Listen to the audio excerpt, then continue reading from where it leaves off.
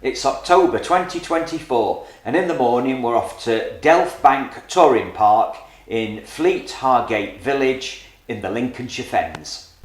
It's an adults only 5-star multi-award winning touring and glamping park set in 6 acres of immaculately maintained grounds. We're on a fully serviced hard standing pitch which we booked way back in January and we're paying £34 a night and it's 1 o'clock arrival. Delph Bank's got 40 pitches, they're all 16 amp and there's a choice of grass, hard standing and fully serviced hard standing. They've got a good website that shows a pitch plan and they'll do the best to allocate you on your choice of pitch.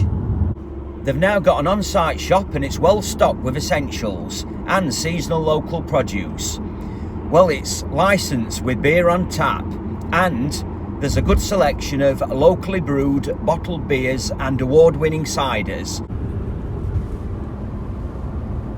Please turn right in 400 yards and then immediately turn right again.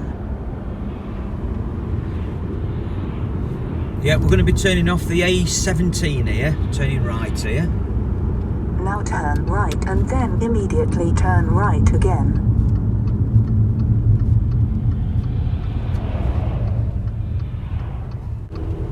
Right, we're in Fleet Hargate village now. Now turn right. Turn right here. Onto Old Main Road.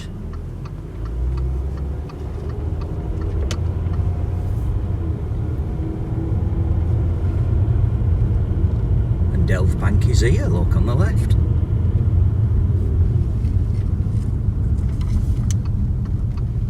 You have reached your destination.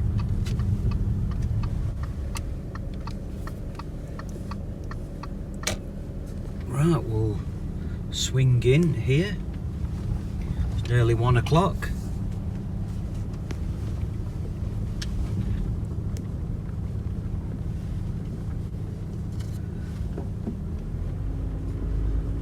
Well, this looks familiar, Dave and Ellen, from Caravantastic channel. You've stayed here recently. We watched your video too, Lang and Sarah.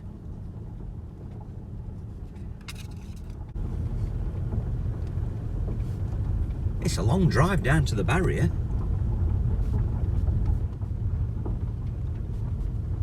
Right. Oh, barrier's gone up.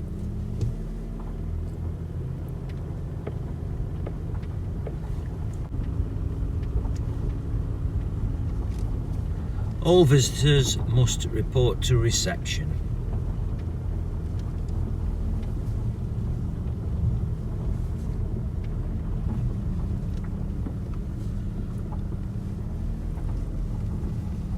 This is where we are in the country. Because of the scale of the map, Fleet Hargate isn't shown, but it's here. I'm just going to connect the water up. I've noticed folks have been using PTFE tape on the tap. Well, there's no need to use PTFE tape. All you need to do is just double the washer up in your tap connector. So there's 2 washers in there. Screw that on. Click the tap on. And turn on.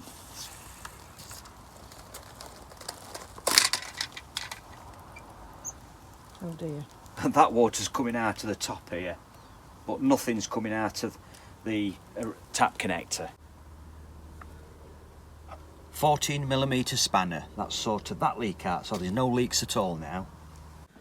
Well, it's certainly a lovely sight. When we've had this cuppa, we'll have a look round. We've chosen pitch 42, it's one of the longer pitches. This is the view to the left of us. This is the view from our A-frame and there's a recycling area behind the fence. And this is the view to the right of us and next to us is pitch 43. As I said earlier, it's 16 amp and I've used my 10 metre electric hookup cable. Each bollard feeds more than one pitch and our bollard feeds the pitch either side of us, so you've got to bear in mind you'll have your neighbour walking across the back of your pitch to plug their lead in. I've tuned the TV into the caravan aerial, got all the stations, mobile phone signal, we've got 2 bars where we're BTEE. I've used the 7.5 metre water hose and this is my grey waste. This is my grey waste setup. I've got 2 videos out on this grey waste system for any newbies to the channel or newbies to caravanning. And there's the grey waste drainage point. Picture started breaking up, so I had to raise the aerial. We'll have a look round site. Well, as you come through the barrier and round this corner, you've got your reception and shop, facility block, recycling bins and chemical toilet emptying disposal point. This is the motorhome grey waste disposal point on the entrance road just inside the barrier. So you've got your recycling area, your grey waste disposal point and toilet emptying point. There's disabled facilities here. I'll just go and film the ladies. And there you've got tourist information, washing up, laundry and reception and shop. 2 showers.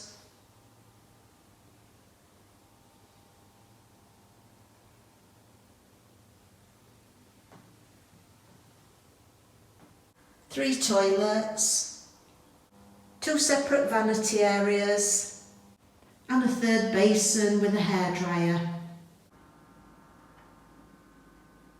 Loads of information, laundry and washing up facilities.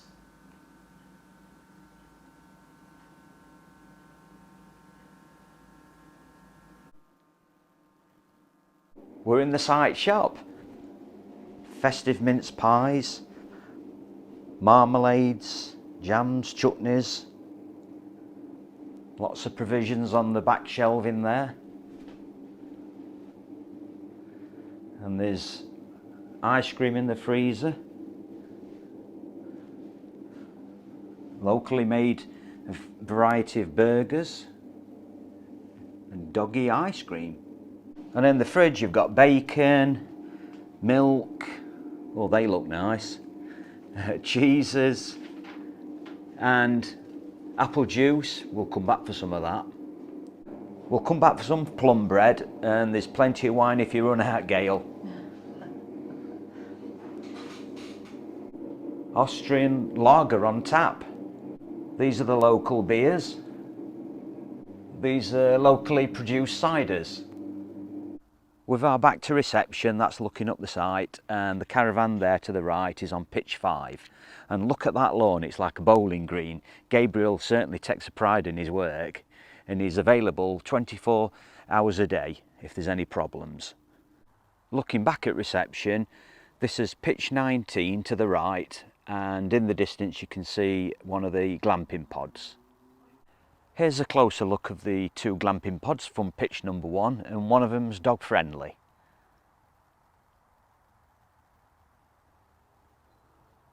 Coming in a bit closer you can see pitches 23 there to the left and pitch 29 to the right. And turning round, that's looking back towards our caravan. Opposite our pitch is a lamp post lighting up the recycling point, and over there is pitch 31.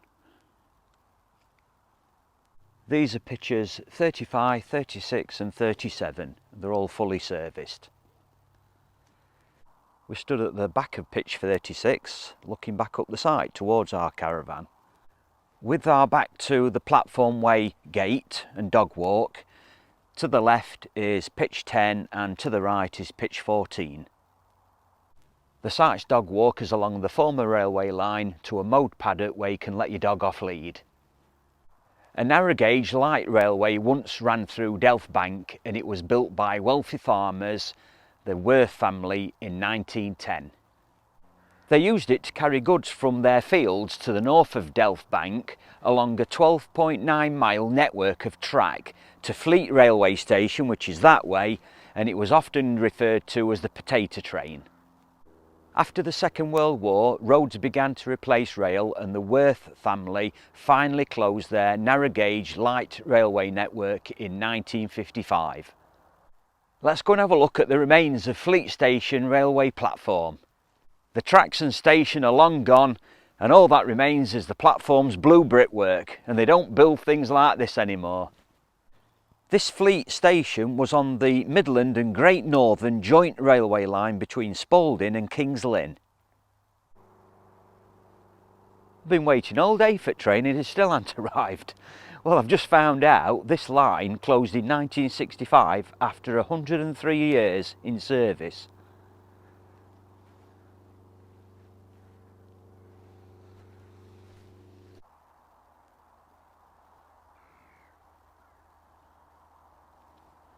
Right, it's tea time. We'll see you tomorrow. This is the site map. This is the entrance barrier, roadway in, motorhome service point, reception, shop and facilities. And here are recycling bins and your chemical toilet emptying point. There's another recycling bin area here. There are 20 fully serviced hard standing pitchers, these dark blue ones. There are 17 standard hard standing pitchers, these red ones, and there are 5 grass standard pitchers, these yellow ones, but I presume 29 and 30 are for small tents because it's too narrow for caravans. These are the 2 glamping pods, and at the top end of the site is the gate to Platform Way, which is the dog walk, and it also takes you to the dog exercise area and the remains of Fleet Station platform. On this trip I'll be using OS Explorer 235 and 249. Here's Fleet Hargate, and the caravan site is right on the edge of this map here. This is Platform Way, taking you down to the remains of Fleet Station platform just here. We can see evidence of the Midland and Great Northern Joint Railway line. So from the remains of Fleet Station platform here, if we travel in a westerly direction, you've got a line here, then a gap, and then another line, and it says dismantled railway. Continue west, gap, line, and it tends to end here at the side of Spalding.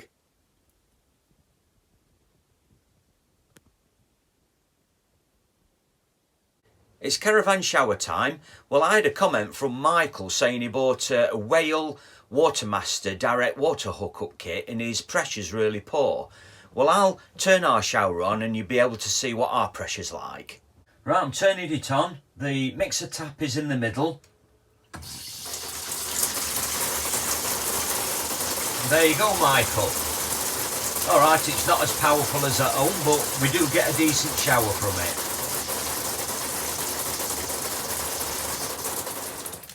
This is the kitchen tap on cold, Michael.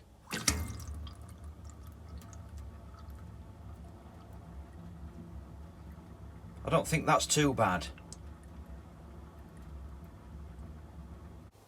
We're going to drive the 12 miles and visit Wisbech today. Described as the capital of the Fens, it's the largest of the Fenland market towns, with the River Nene running through its centre. And we'll be hopping over the boundary, as Wisbech is actually in Cambridgeshire, almost bordering Norfolk. Unfortunately, we'll miss the market. Market days are Thursdays and Saturdays. However, National Trust Peckover House is open and we plan a visit there. It's a Georgian mansion built 1722 with Victorian gardens. Well, it's a beautiful morning, so just before we drive to Wisbech, I thought I'd stand on pitch 40 and show you this view. And there's our caravan. 2 caravans and 3 cars have left this morning, so this is another view looking downside. Well, we've parked up on North Brink for 2 hours amongst these fine Georgian houses overlooking the River Nene, and Peckover House is just up here. And here it is. It was once home to the Peckover family. They were Quakers who made their money through banking.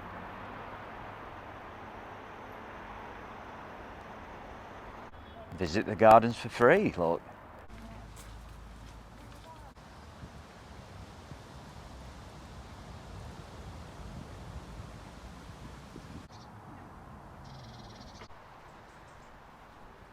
You don't realise how large the gardens are from the road. Let's check out the orangery. There's 3 orange trees in here, thought to be 300-year-old. There are lots of oranges on here. They look more like limes at the moment. Got a way to go before they ripen. Let's find a bench for a cuppa. We found a nice bench in the sunshine, cup of tea, first mince pie, and Robert's got some biscuits.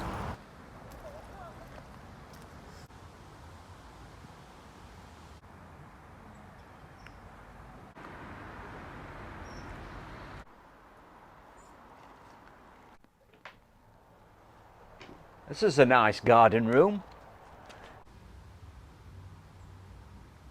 Interestingly, the guide has told us the Peckovers family business grew to 19 banks and eventually became Barclays. That's big business to say they started out as family grocers. We've come into town and we've parked outside one of Peckovers banks, and look at this.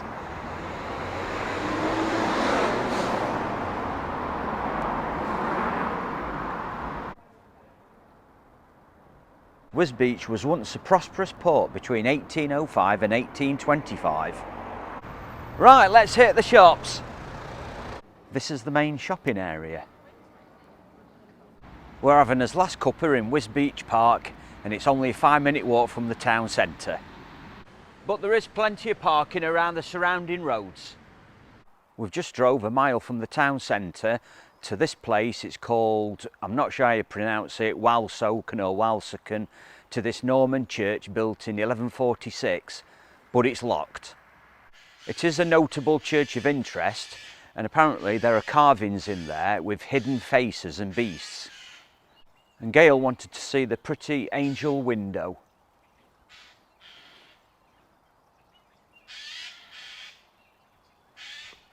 Another reason why we wanted to visit this church is because we left the caravan in Lincolnshire, we've had the day in Cambridgeshire in Wisbech, and this hedge marks the boundary for Norfolk. We've certainly got about today.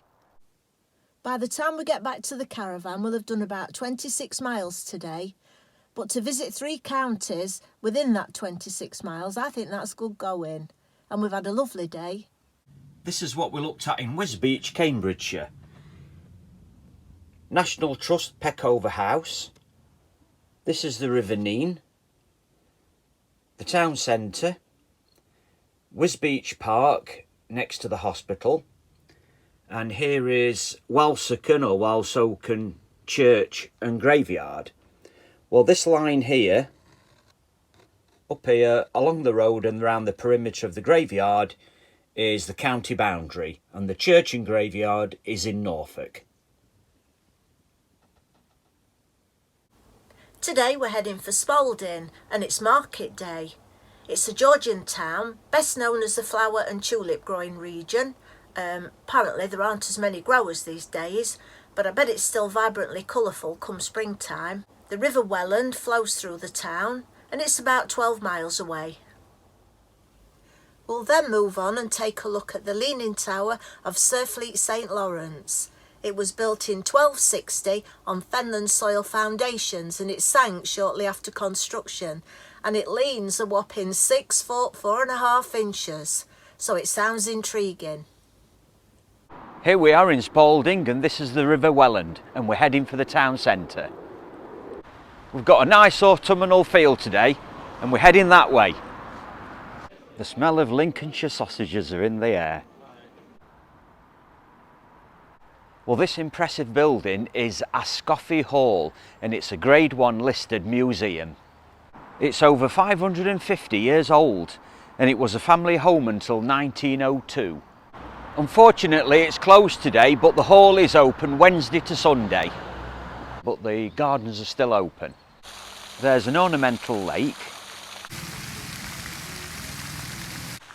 cafe and playground, a war memorial, peace garden. There are plaques all around this garden paying tribute. These are just a selection.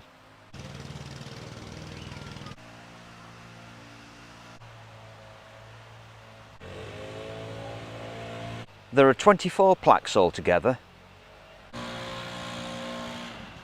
That's the Johnson Memorial Fountain.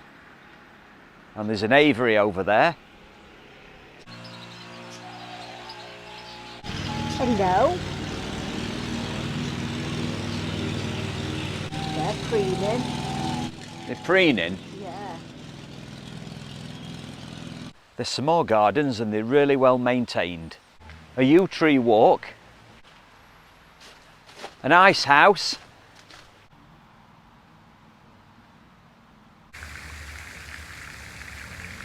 We've found the perfect spot for a cuppa.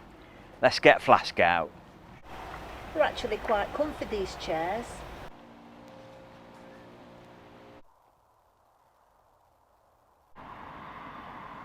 Well, look at the lean on that tower.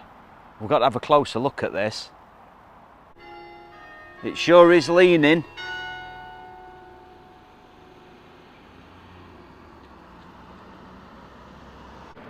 We've come across road to look at it from this angle.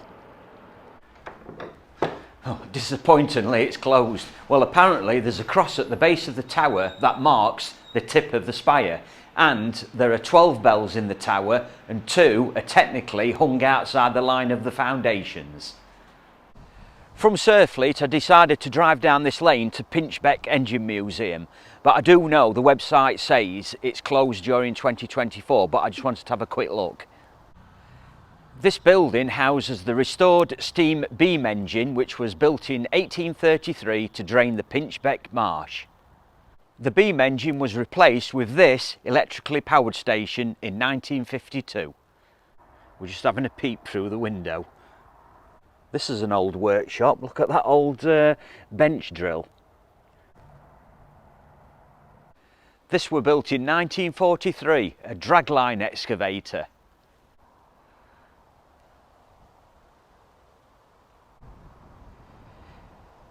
Bit of interesting information here. You can pause and zoom in. We're going to move on to Croyland Abbey and a triangular bridge of interest. Well, here it is, Croyland Abbey, half church, half ruin. Well, over the centuries it's suffered battle, fire, earthquake, and it was finally dissolved by Henry VIII in 1539. And it's leaning. Bit of impressive architecture. Look how it's integrated into the church.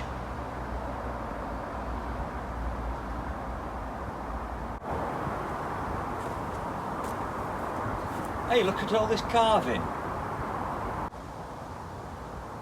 You don't get stone carving like this anymore.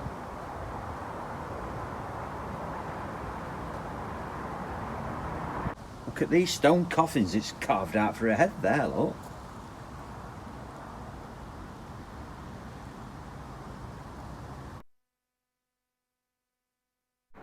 This is the triangular bridge. It's called Trinity Bridge and it was built by Benedictine monks in the 14th century. The River Welland once flowed through here, but it's long since been rerouted.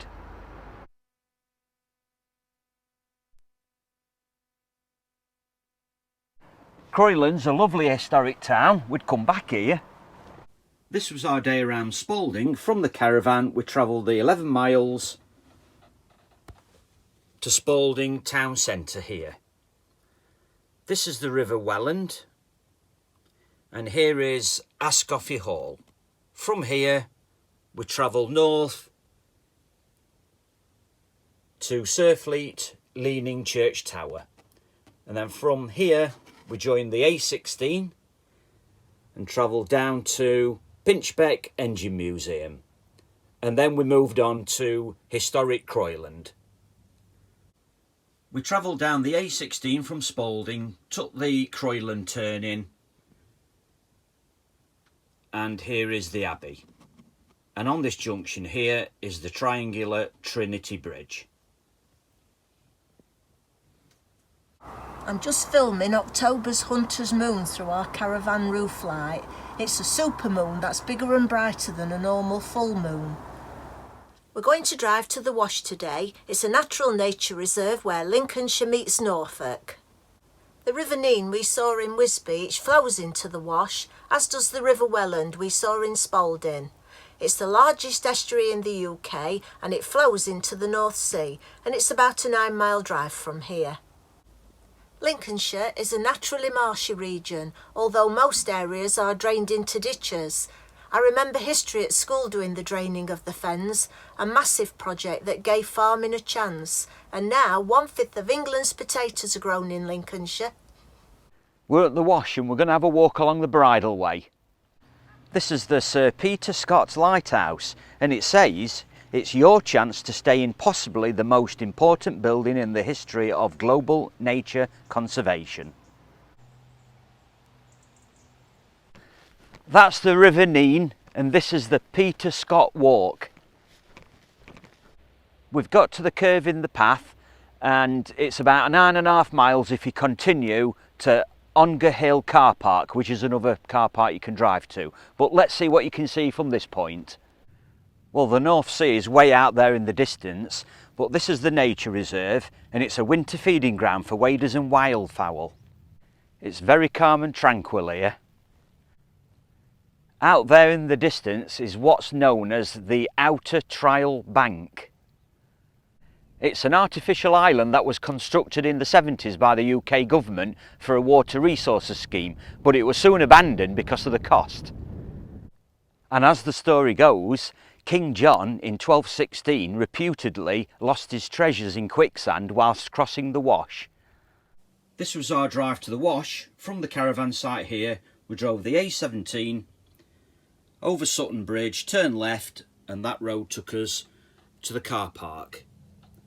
Here's the lighthouse, and then we walked the 2/3 of a mile along the Peter Scott Walk to this point here, where you could see the Outer Trial Bank artificial island. The other car park I mentioned is here, Ongar Hill, and the Peter Scott Walk links the two car parks. And you've also got the Inner Trial Bank artificial island here. Here's Spalding, Croyland Abbey at Crowland, Wisbeach and the Wash. Well, we've had a nice time exploring the fenland towns of eastern England, and we've really enjoyed our stay here on this really well kept site. We've just been into the site shop and bought locally produced cider, apple juice and plum bread. Well, what we're going to do is share the cider tonight, the apple juice in the morning, and I'm looking forward to trying some plum bread with a cup of tea.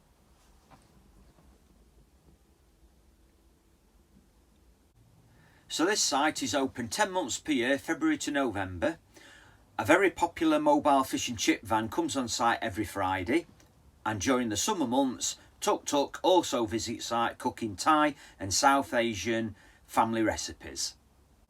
If you go to the end of the drive, turn left, you'll find the Rose and Crown approximately 200 yards away. And if you turn right at the end of the drive, you'll find the bus stops into Spalding and Kings Lynn, and they are every half hour. Well, just past the bus stop, you'll find Chestnut's Garden Centre with its tea rooms and farm shop. And they do breakfast, lunch and Sunday lunch. And if you walk another 2 minutes along the side of the A17, you'll find the Beijing Palace Chinese restaurant. We've just been chatting to Stuart Jr. and he's been telling us all about their plans for a new clubhouse next to the shop. Well, we've just left him watching one of our videos. You're looking a bit windswept. Well, thank you for watching and supporting our channel.